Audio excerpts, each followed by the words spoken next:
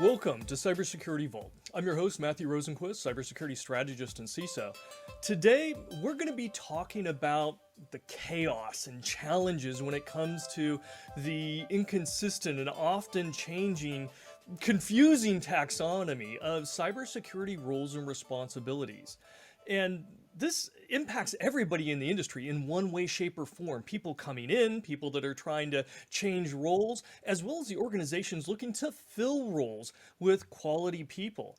And there's tons of problems, inconsistent titles, misaligned responsibilities and roles. We've seen job positions open for architects when the company is really looking for a CISO, or posting something as an analyst, and yet really they're looking for an engineer, or a risk specialist, but it's really a network person that they're looking for. This causes all sorts of problems, again, for people trying to get in the industry and trying to figure out where they want to land, as well as all those companies out there trying to get people in the door. And there is several million open positions right now that need to be filled. So this creates it's a terrible barrier, right? And there is really no maturity around there. We're gonna get into that. And today we'll be talking with Deidre Diamond. She is the founder and CEO of CyberSN, which specializes in matching cybersecurity professionals to, the needed positions. Deidre is also very well known for her leadership in opening and promoting the field to women. So she's been a very important player in that role. So I'm hoping to talk a little bit about that as well today. Now, today's podcast is created by Eclipse, who is a provider, really an elegant solution, elegant capability to secure data in transit across insecure networks, between untrusted endpoints and cloud instances. So welcome, Deidre. Thank you for coming and talking with us. Oh, it's great to be here. Anytime I can be in the conversation of chaos, which is a great word you used, it is so what's going on. I have to show up and help because I have good data for you all today. You could be the queen of chaos. I've known you long enough that I'm comfortable in saying that and saying that it's a good thing. Yeah.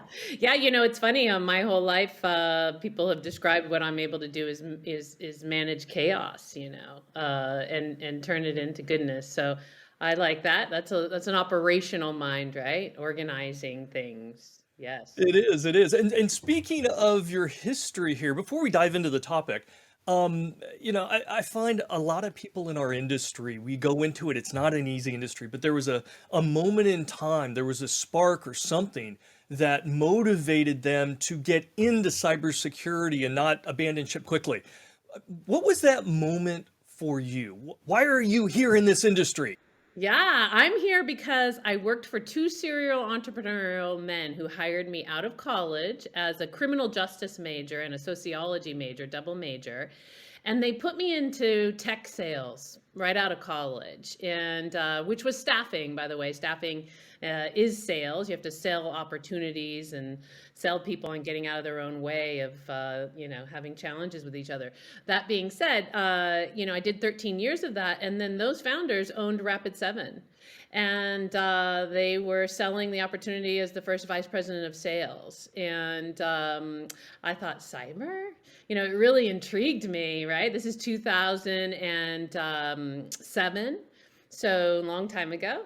And I said, you know what? I'm in. I'll bring the inside staffing sales model to software and go take this leap into cyber. And I just fell in love with the community. I mean, I'm a social servant. I thought I was going to be a criminal attorney, really got turned off in the process of doing so, and landed with these two men that I worked for 21 years, thankfully. And when I found the cyber community, I thought, oh, this is my community. And so here we are.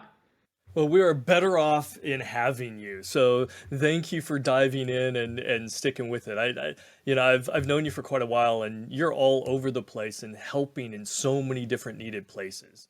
And one of those places, obviously, is this challenge with the roles and responsibility, that whole taxonomy or lack Yeah. thereof.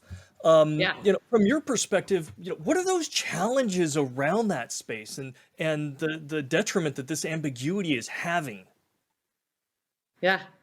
Yeah, yes. Luckily for me, everything I'm doing all ties together that and really matching to jobs, whether it's entry level or the C-suite or anything in between, right? In cybersecurity. And so when I founded CyberSN almost 7 years ago, the founders had retired, and it was time for me to keep the story going. And there was many of us that wanted to still create. And I thought, well, nobody's paying attention to the cyber space in terms of talent. Every time I go somewhere to a show, people are telling me they need people and this and that. And I thought, let's go do that, everybody.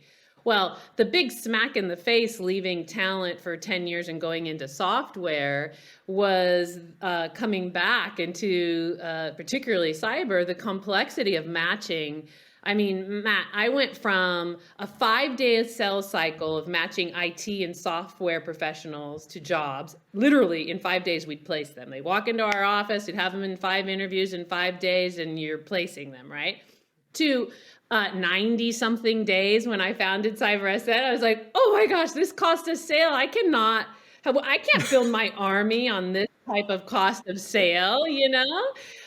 So that's where it happened. That's where the taxonomy solution started for me, which was I can't make the kind of money that needs to be made to employ the people I employ if I don't figure out this cost of sale of matching. So where's that disconnect that causes that delay, right, of a good match? Yeah, so we got a couple of things going on, right? So first and foremost, we have that cybersecurity is super new. And, cybersecurity professionals, should be reactive and proactive and specialized and generalized and, achievable, unachievable is going on, right? In terms of, a cyber professional does everything, sort of how IT started. I mean, I'm old enough to say that I got into the business in January of '94. And I remember IT being very similar back then, one person doing everything, right? And so we're in that, and we've been in that mode for a while in security. We're just starting to see more specialization. But really, it's the maturity thing that you talked about. For sure, that's a part of it, and the complexity, and that I think there's somebody out there who brilliantly said we don't use electrical engineers to build bridges, and yet we expect security engineers to protect, to defend, to respond, to remediate, to know, to handle privacy, right? Like, so we're in that. And then the other challenge that we have is that over the digital era of the last 15 years, content has become free to post, and therefore we've become lazy. Meaning, in my day, I would spend $5,000 in a Sunday newspaper for an ad the size of a little tiny paragraph. $5,000, that's like 15 now, right? And because this is the 90s, and you got it one shot on Sunday, and nobody saw it again after that, because there's the next day's paper and the next, right? And so you made sure your job was budgeted, it was ready, you knew exactly what the person was looking for. Like the content was nowhere near inexpensive.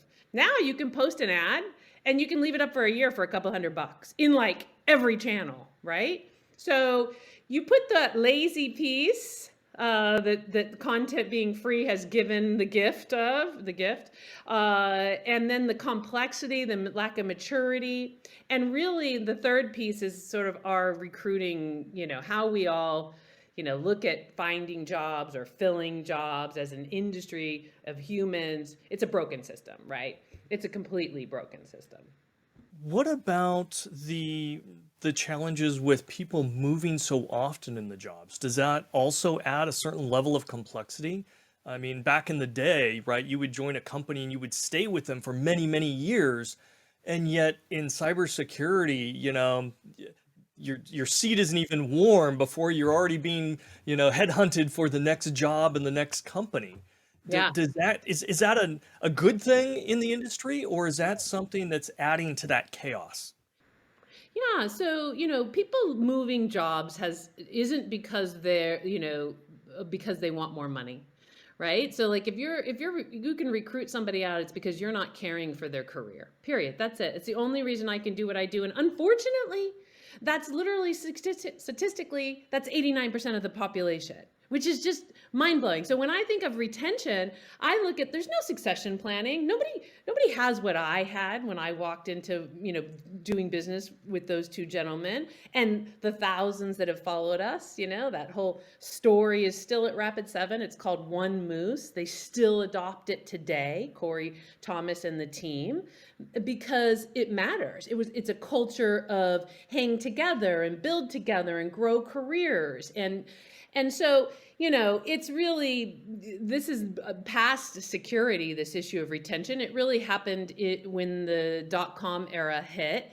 And when the dot-com era hit, all of us that were out there recruiting, the companies that were hiring were telling us, tell them this is how you make more money. And it was how they make more money. So originally it started that way. And then it was, well, tell them that, you're more valuable if you've seen more environments, seen more different environments, because everybody was staying. No, people didn't move around, prior to the dot-com like they do today. So it's all a product of the lack of, career development, succession planning, that it doesn't exist really for cybersecurity professionals.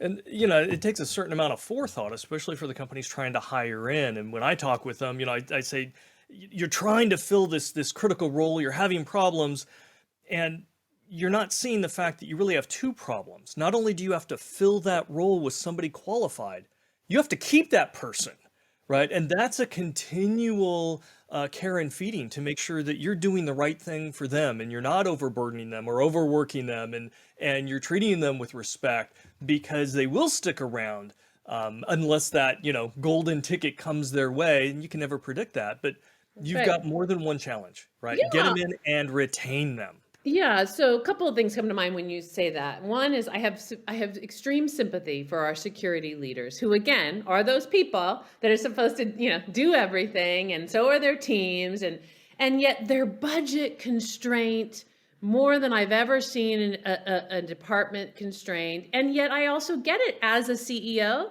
and I've got an incredible cyber team. They've been with me a long time, and I trust them and I care for them, and yet when is enough, right? We all have, as CEOs, have to figure out when is enough, where is risk end or compliance start, and how do I feel about that as an individual? And there's a lot of unknowns that you have to learn. And so I'm lucky that my leader in security and their team are super interested in me learning, and we, really talk things out. And I know most people don't have that environment, right?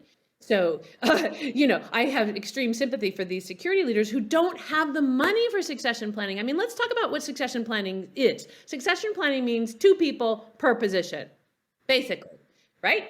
I mean, that's what it is. So, where's that money in security, right? We're putting it into tools and products and not people. And then the other thing is just, okay, so let's say you do have that budget, but if you don't get to use my services, which literally is like the only game that's only cyber, then because of, if somebody else wants to go spend millions to build platform, I'm sure maybe they will, but I had to build a taxonomy platform, right? And to match professionals, because recruiters cannot speak all cyber. I mean, come on, it's ridiculous.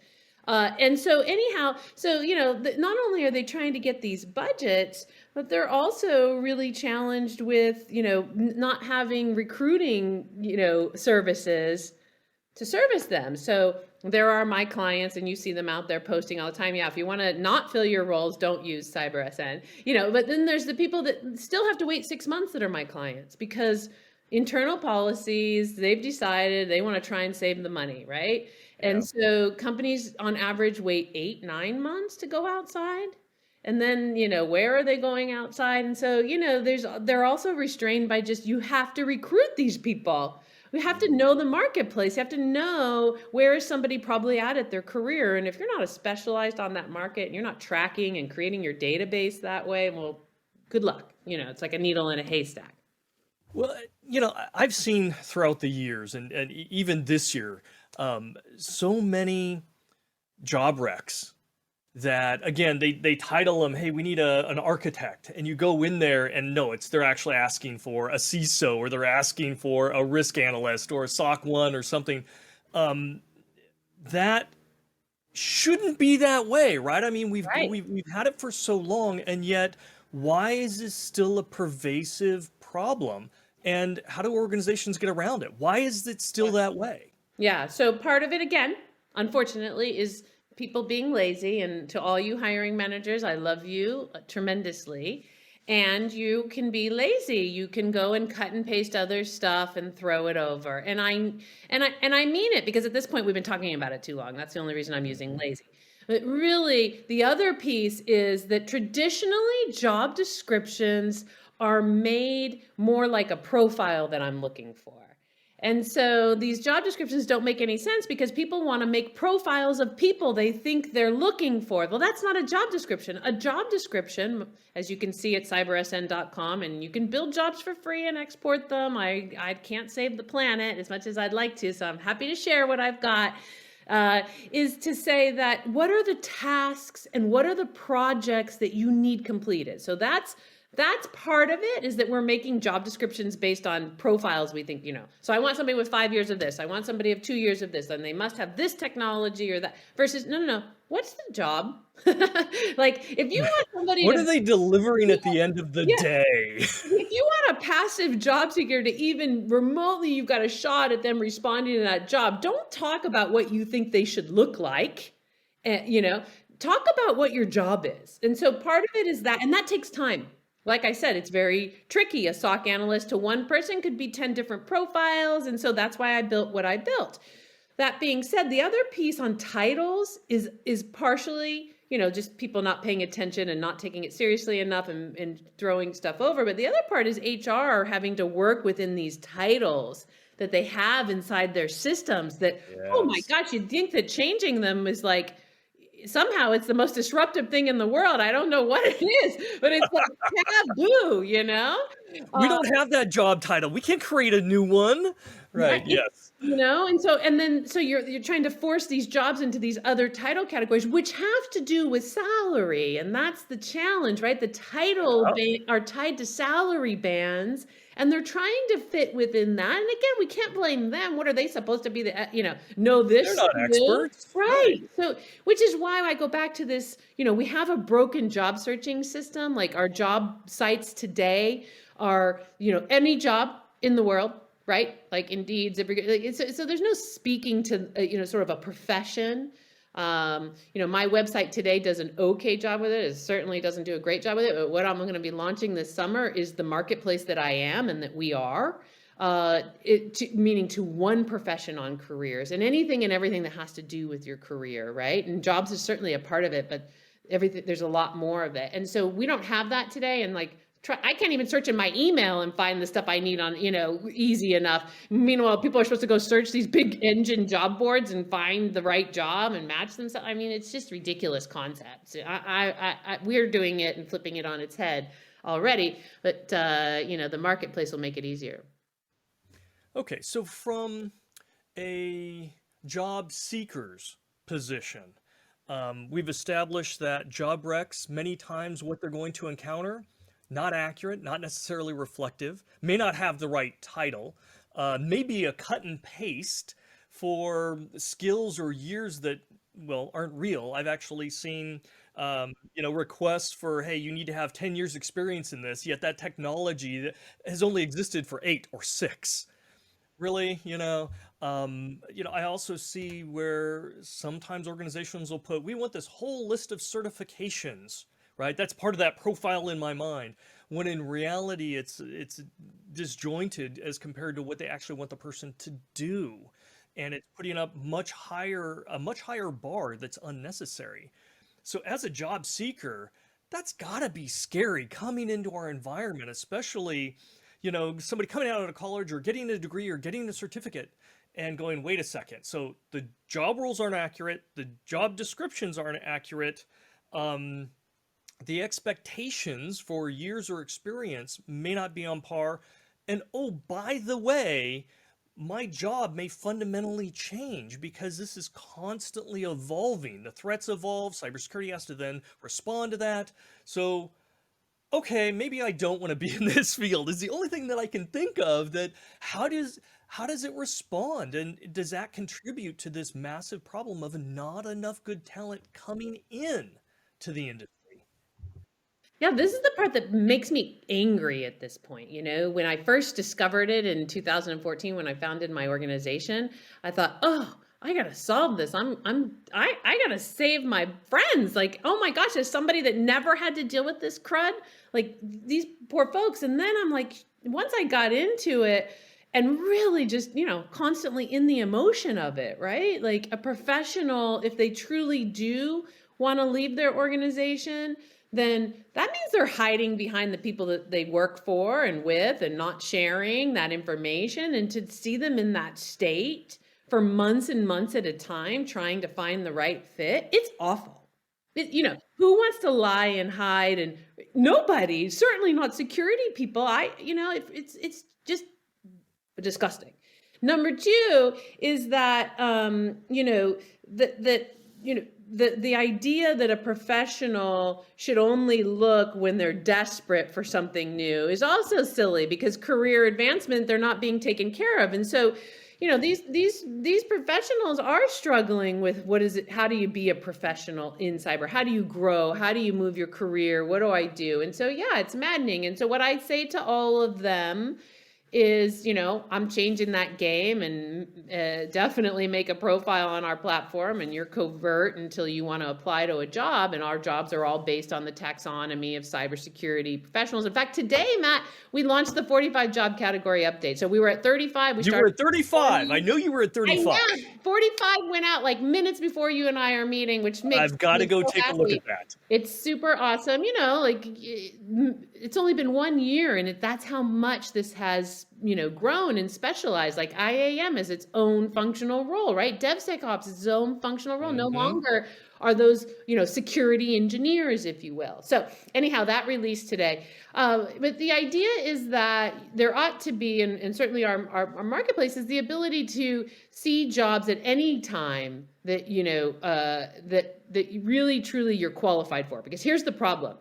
A cybersecurity professional can apply to all those jobs that don't make sense. They're going to get called. People are going to want to talk to them. Do you know how many hours get wasted every time? So I'm not going to tell a cyber professional, oh, just respond because they don't know what they're looking for. I'm like, no, the opposite. You're just going to waste all this time for the wrong jobs. Wait till, do the things you need to do. Certainly join us. But, there's so much wasted time. It's sad.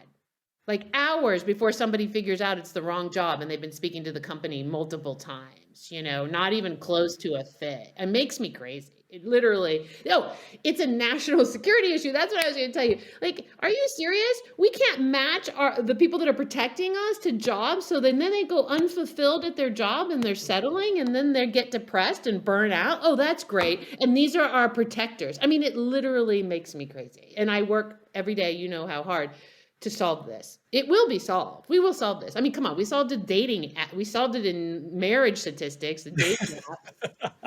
Seriously, we did. They solved the divorce rates. Maybe that's the next app, right? For cybersecurity, swipe right, swipe left. Yeah, well, it's not going to be as like that. However, the marketplace of searching and matching for jobs we have solved, and now it's about making it easier for everybody to know. But the bottom line is that is what it's about. It is about having a place that speaks only to what you're there for, which is careers and only cyber, and in your taxonomy of a common language, so that we can get out of this mess. And that's really all it comes down to. NICE and NIST have been trying to, NIST to make this happen for years. Unfortunately, it's been, lots and lots of spreadsheets and not the user interface. We've solved it truly, and which is why we're talking to them to help. So it was, professionals need to recognize that there are great people out there to take care of them. So if you truly aren't being taken care of right now and your career isn't being looked after, well, then there are places that will. It's just, going to be some work to find them, and the job description does matter. Don't think it doesn't. It does. Most cyber professionals won't. If it's accurate, it matters. I mean, just the fact that they posted it and it's ridiculous matters. Like, you don't want to spend time talking to those folks. They're not ready. They haven't figured it out yet. And so we've got a whole bunch of players in here, right? We've got the new people coming in. And well, actually, let's take a step back. We've got people that are simply looking at cybersecurity, right? Maybe they're in the first couple of years of college or in the latter years of high school going, this sounds really cool. And they're trying to decipher it. I was talking with somebody who was, in the second year of college, and they're like, "I'm really interested in cybersecurity. Can you give me a listing of just kind of the roles and responsibilities?" And I had to tell them, no, I really can't. I mean, you can go out to NIST, and NIST has got, again, a tremendous amount, of data that you can grind through. CyberSeek has some, a handful. NICE, the National Initiative for Cybersecurity Education, has some. SANS has some. But the simple fact is, it's constantly changing. And when I was hiring people into cybersecurity, I would sit them down and go, you're coming into a highly ambiguous environment. I'm hiring you for X, Y, and Z, and you're going to have clear goals, but just understand, I guarantee you in 18 months, right? Either your goals are going to change, the tools you use, your objectives, something fundamental in your job is going to change, and it's going to be different. And expect that. Expect it. And so having static roles is kind of counterproductive because the moment you publish them, and you publish them today, right, they start to become antiquated because our industry constantly has to change. So we've got those people trying to get in. We've got the people that are ready, right? They just graduated or have their certificate or whatever. They want to get in. And again, they're having difficulties aligning with finding those open jobs. We've got, as you mentioned, people already in the industry, already doing a role, but they want to see that career path, right? Because that isn't their dream job. We never get into our dream job straight out of the gate. They want to know, what are the stepping stones I need to get to? And so they need help there. We've got the businesses that are struggling, including critical infrastructure, government, everything that's protecting our way of life. They need people, qualified people, and yet they can't get their arms around them because there aren't enough to go around, or they can't articulate exactly what they need. And kind of underlaying all that is the academia, who's trying to fill the bucket, right? Trying to prepare the next generation of cybersecurity professionals, not only to meet the need, but to be successful with the right skills. You've got all these groups. What's our advice here? How do we how do we help each one of these groups? What's your advice? Let's start off with the ones who think, gee, cybersecurity sounds like an interesting field. I'm in my teens. What would your advice be to them? Maybe a young girl just, in the last year of high school thinking this is kind of interesting. What would you tell them? Yeah. So, this problem, and it is a big problem.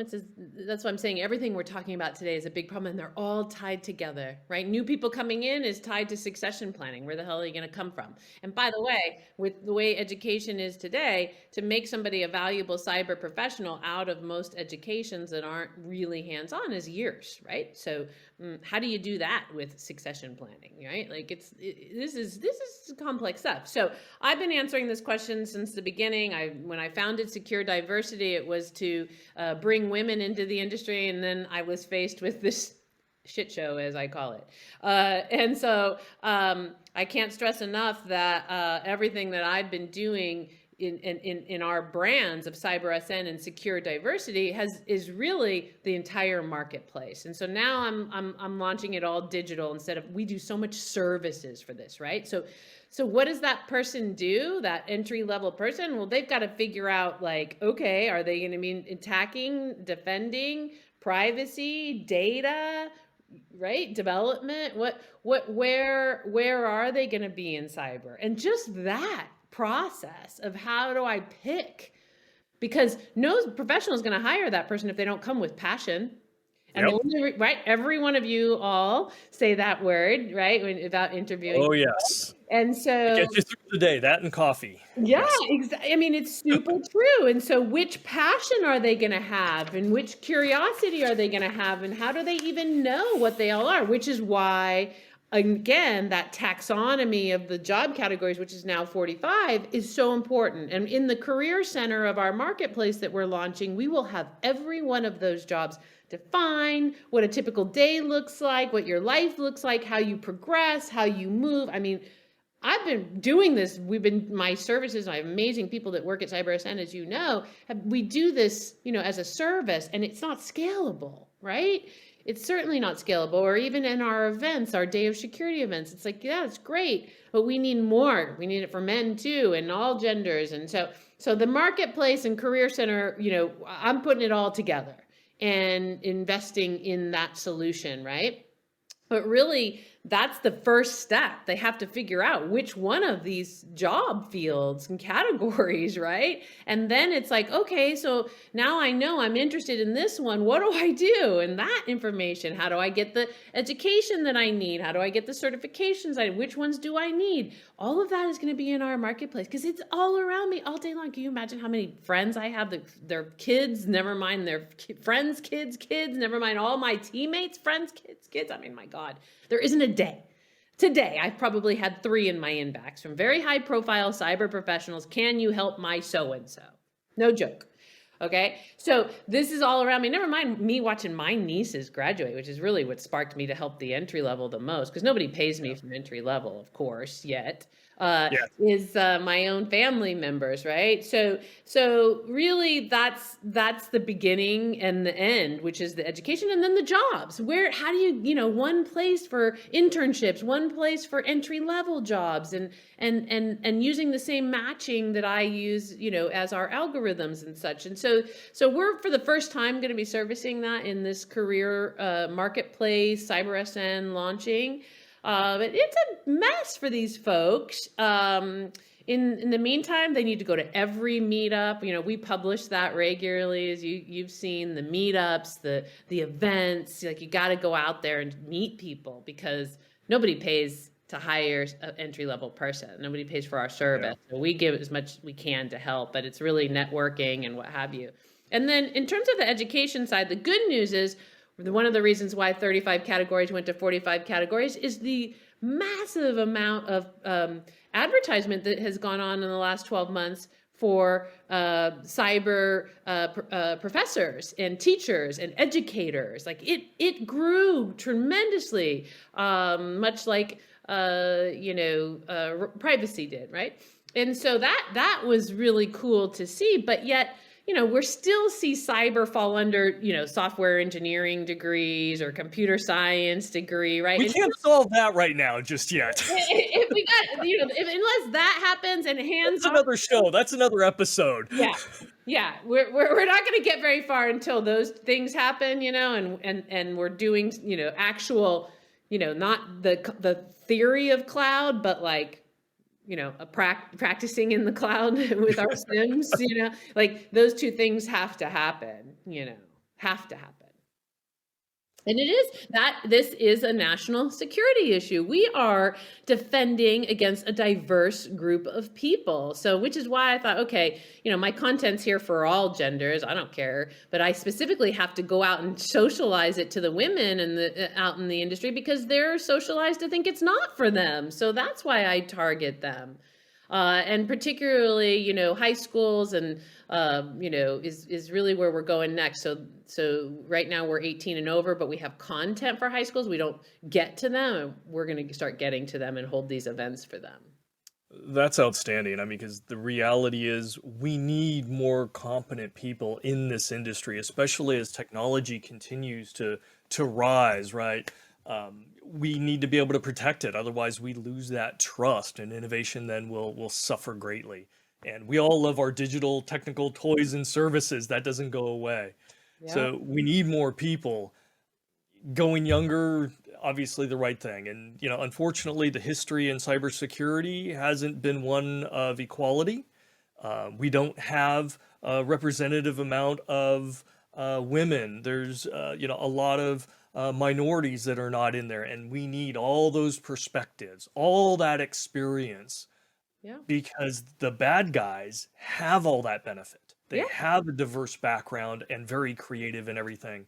So we've got to solve this. We've got to make it easier to bring people into the industry, get them trained to a point to where they can add value, and then get them connected up, right? That crossing that chasm between the resources and those organizations that desperately need them, Yeah. and then keeping that alive, that Yeah. succession and career advancement and everything else. Yeah. I tell my team knows I'm fond of saying, if I shall pass this planet, having solved this problem for society, I will have done, what I hoped I would be passing, saying I accomplished something great for society. As a sociologist, that's certainly what I think about often, and that's how massive of a problem this is to me. And so, and the, you know what? Let me just tell you something. We've already solved it. Like we've got, it's all happening. Wait till this summer. The marketplace is here. Like I've been living, eating, breathing this content for 7 years, making, having to run the type of operations, I like to run, which are big and powerful. And, we've already solved it. It's just a matter of making it easier to absorb and not be services and be digital, right? More digital. And that's, it's a lot, but I saw stuff today. It's like, I'm so excited. It's ridiculous at this point. So until then, everybody's got to do a little bit of the shit show, Deal with the challenges and so forth. So Deidre, academia plays a big role here because they have a great funnel to bring people into the industry, to be able to give them the skills and even tie into things like internships and opportunities for experience so that they can hit the ground running. And it's a tremendous capability. What would you ask of big academia? How can they help close this chasm for the benefit of their students? Okay. So number one, those that are already teaching cybersecurity, they have to balance their concepts and hands-on learning. Too much concept, not enough hands-on learning, like way too much concept, right? They have to partner with the commercial space such that they're staying real time about what the tasks and the projects are. They can also stay real time with my marketplace. That being said, they should connect to the commercial space in general significantly for that hands-on, staying hands-on learning. Number three is that, we have to back it, like I was saying earlier, it can't fall under computer science. The discipline cannot be buried in anything. It's its own discipline. And it isn't just technical jobs. There are plenty of jobs that are not technical, and there are plenty of jobs that are semi-technical. We call it hands-on versus technical. Like I would define myself as hands-on, not technical. And yet, I can sit in a room and make decisions with technologists, right? So it's that, and then we got to start younger. They have to be committed to getting to the younger generation and making sure that we're letting everybody know about these jobs. They don't know about the jobs. Meanwhile, everybody's going to be in security soon, right? Like versus tech. So what about the bias that still exists in, well, yeah, I'd like to say just some small corners, but the bias for men versus women, or, I mean, we've got a huge amount of underrepresented minorities. What has to change there? And do you think academia plays a role in that? Well, academia plays a role in every job that's a good job. Like our jobs in cyber, you're making 6 figures when you're 3 years in, right? And so there's a socioeconomic barrier to our jobs, without a doubt. And there are in any job of significant value of making money.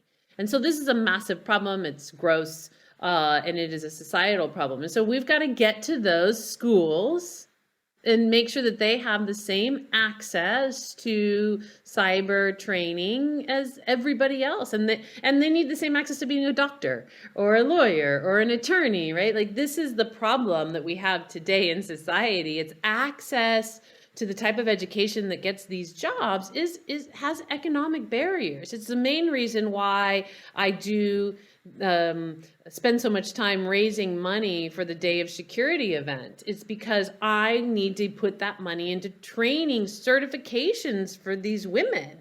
And I'm not just talking for them to get in, I'm talking for them to excel throughout. I mean, this, people that are really excelling, especially in the leadership roles, have major certifications that are expensive.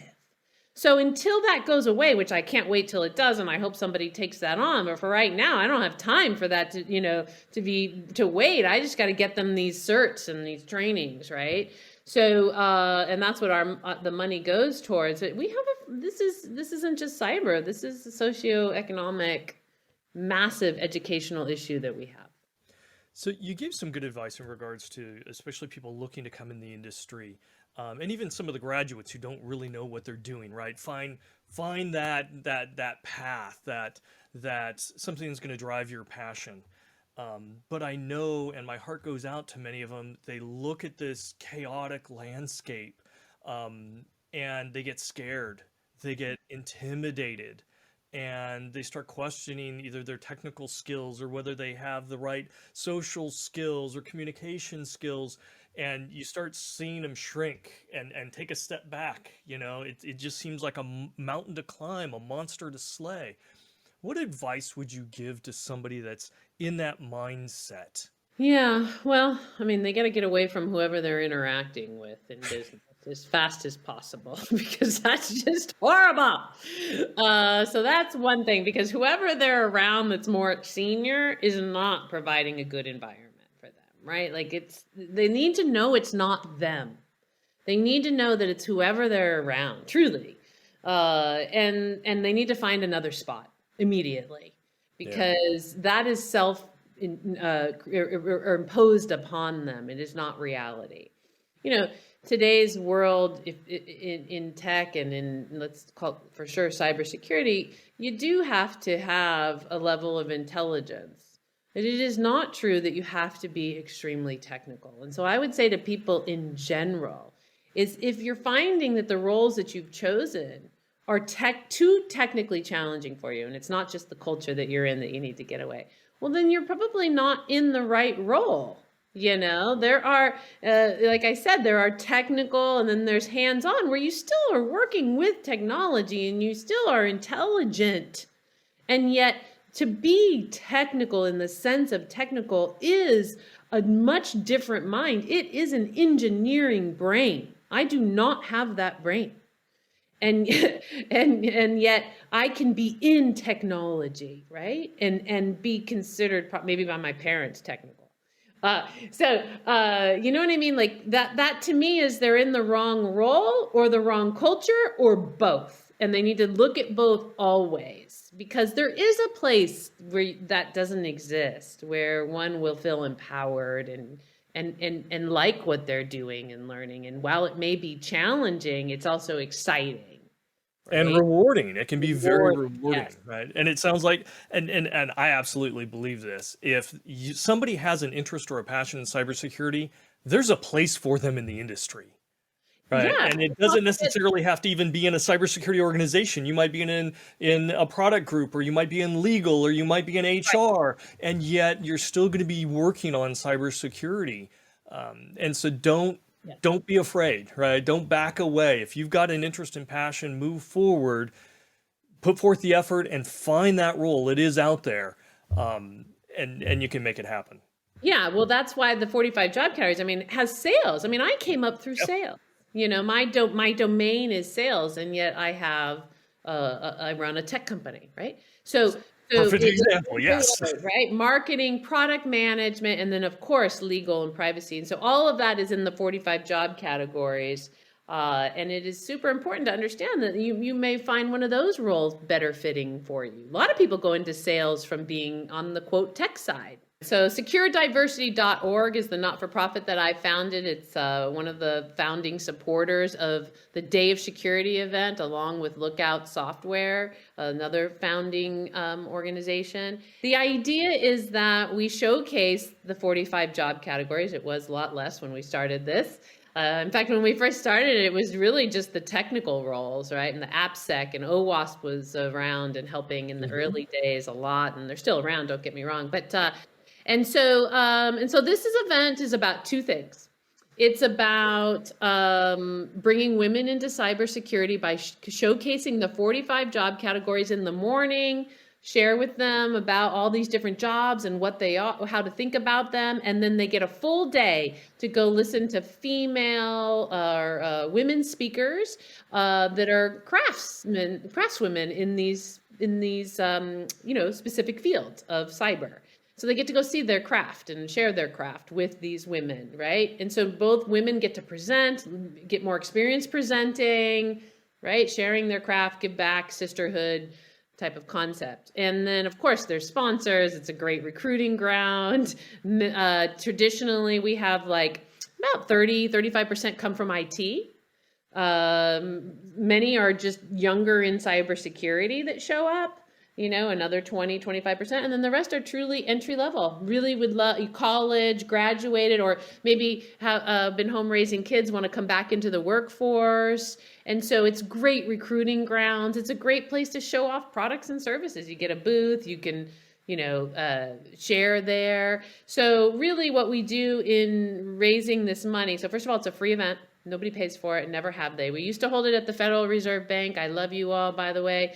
And COVID transformed in person for a while, but we'll get back to doing in person, and then we'll keep digital because we can have such a long reach. So it's just exciting to see this really grow. And look, this content is gender unbiased, right? I mean, this content is needed for men too, which is why the marketplace is on its way. But it's also content I have published lots of places.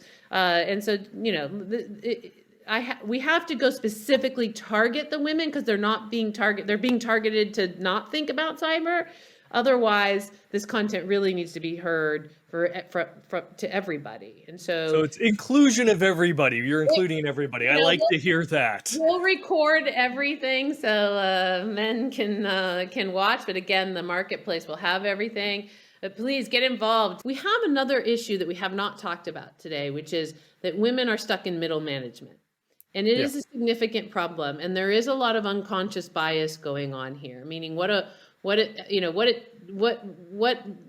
skill does it take for a woman to get into the boardroom? And as a woman that knows and was in the boardroom very young and am the only woman in the room, it's a huge amount of EQ skills, but also it's a huge amount of the men that I work for believed in me and made sure that everybody took me damn serious. Never mind, I made sure everybody took me damn seriously. So there is a level of men have to make an effort to invest in women and put them in those seats and recognize that and have the conversation that women don't interview the same. We don't talk about, so that way that everybody interviews, which is just like some feeling, we have to get rid of that. And so, women having an experience speaking and getting their voice is something that we do monthly. It's called She Presents, and we do it regionally. And I have so many great leaders at CyberSN that make that happen. And so, that's going on all the time. And so, please, everybody, tell anybody in your life to tell their friends, because that's all it takes is to share these jobs with women. And we're going to change the landscape now that we can do this digitally. I mean, who would have thought, another silver lining from this disastrous COVID. Yes. And I assume there's also opportunities for mentorship there and building social networks for the attendees. Yeah, well, we can't do everything, but WeSys, I'm a part of the WeSys group, and they have a killer mentor program. So we'll share that while we're together. And the marketplace will have that. But this event, it's the people you meet. But that's the trade-off of digital versus in person. When it was in person, everybody left with a mentor, basically, or really good sisters out in the community that they can latch on to. It was amazing to watch the beginning kickoff when I'd kick everything off. And, everybody's sort of apprehensive and quiet and shy and alone. And then the end of the day, it's like buzzing in there and everybody's sitting with people they knew and spent the day with. And it's just like, oh man, I got to do this more, which, by the way, I was really apprehensive of doing anything that excluded men, considering men run everything.